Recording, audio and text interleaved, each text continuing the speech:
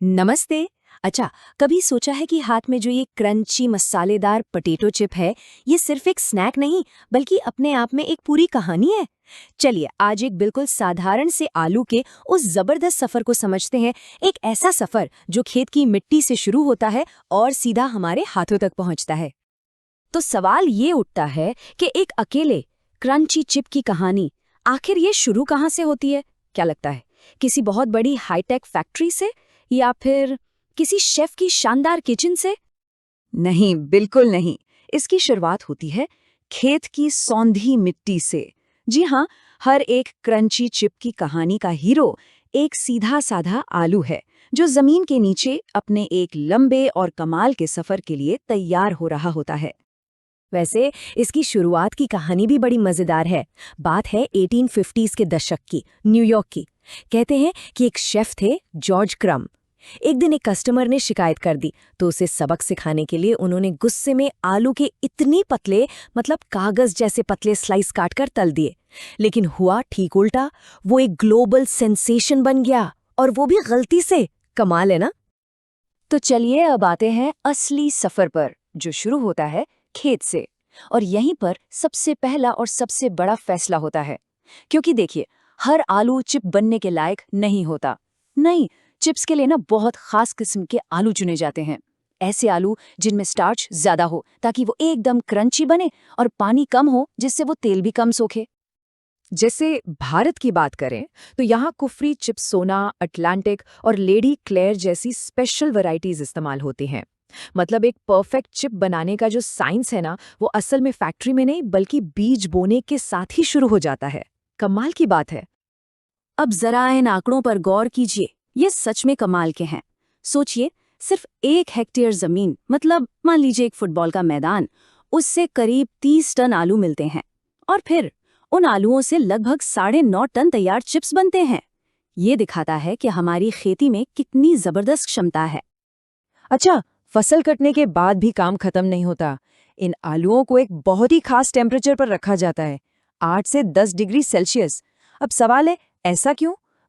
ये इसलिए जरूरी है क्योंकि ये सही ठंडक आलू के अंदर की शुगर को कंट्रोल में रखती है। अगर शुगर बढ़ गई ना, तो तलते वक्त चिप्स गोल्डन होने के बजाय जलकर गहरे भूरे हो जाएंगे, और वो किसी को नहीं चाहिए, राइट? तो अब ये चुने हुए आलू ट्रकों में भरकर अपनी अगली मंजिल यानी फैक्ट्री पहुंचते हैं। और यहीं से शुरू होता है एक आलू का असली ट्रांसफॉर्मेशन, एक चिप बनने का सफर। फैक्ट्री के अंदर घुसते ही समझ लीजिए कि आलू का एक असली टेस्ट शुरू हो जाता है। सबसे पहले होता है इंस्पेक्शन, जहां करीब 5% आलू तो पहले ही बाहर हो जाते हैं। फिर होती है उनकी अच्छी तरह धुलाई, फिर उन्हें छीला जाता है, और इसके बाद आता है सबसे जरूरी स्टेज, स्लाइसिंग। और इस स्टेज पर परफेक्शन ही सब कुछ है। यहाँ हाई स्पीड मशीनें आलू को, सोचिए, सिर्फ 1.2 से 1.8 मिलीमीटर मोटे स्लाइस में काटती हैं। इससे जरा सा भी मोटा हुआ तो चिप सौगी हो जाएगा, और अगर जरा सा भी पतला तो वो तलते तलते ही टूट जाएगा। मतलब ये वाकई में एक बहुत ही सटीक साइंस है। चलिए, अब आते हैं कहानी के सबसे मजेदार हिस्से पर, वो पल जहां एक आलू का स्लाइस एक चिप के रूप में अपना दूसरा जन्म लेता है।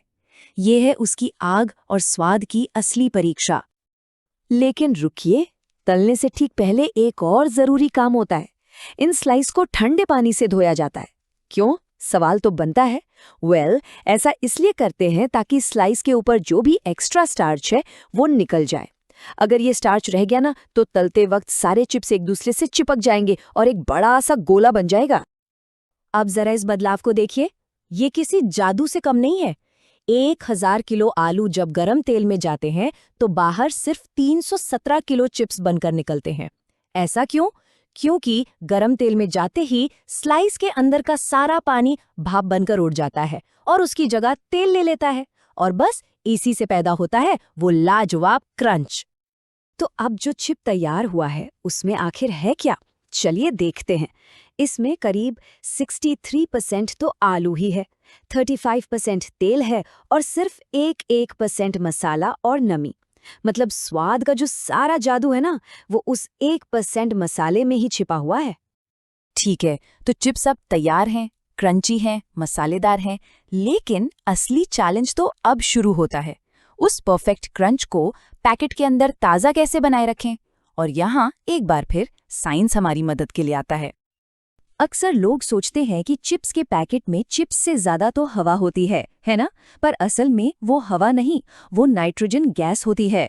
इस कमाल की टेक्नोलॉजी को कहते हैं मॉडिफाइड एटमॉस्फेयर पैकेजिंग।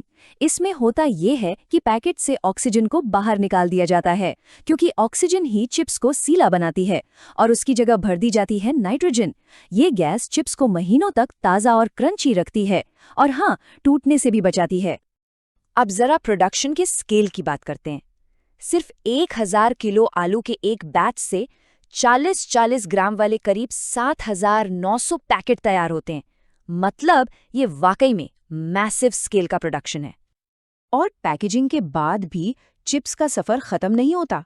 वो फैक्ट्री से डिस्ट्रीब्यूटर तक जाते हैं, फिर वहां से दुकान के शेल्फ पर पहुंचते हैं और इस कमाल की पैकेजिंग की वजह से ये 6 से 9 महीने तक भी बिल्कुल ताज़े बने रह सकते हैं।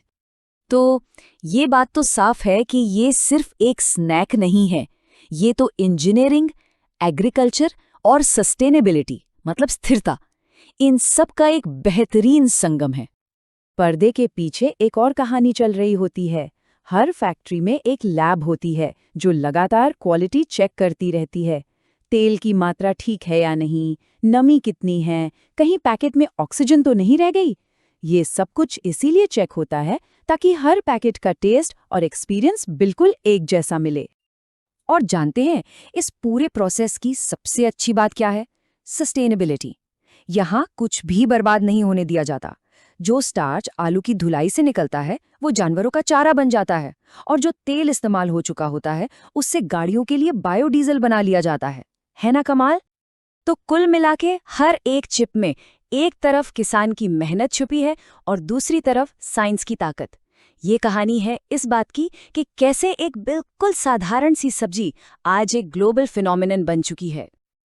तो अगली बार जब चिप्स का पैकेट खुलेगा तो एक पल के लिए जरूर सोचिएगा उसके लंबे सफर का कौन सा हिस्सा सबसे पहले जहन में आएगा। खेत में मेहनत करता किसान, फैक्ट्री की वो परफेक्ट मशीनरी, या फिर पैकेट के अंदर बंद वो कमाल का साइंस। वाकई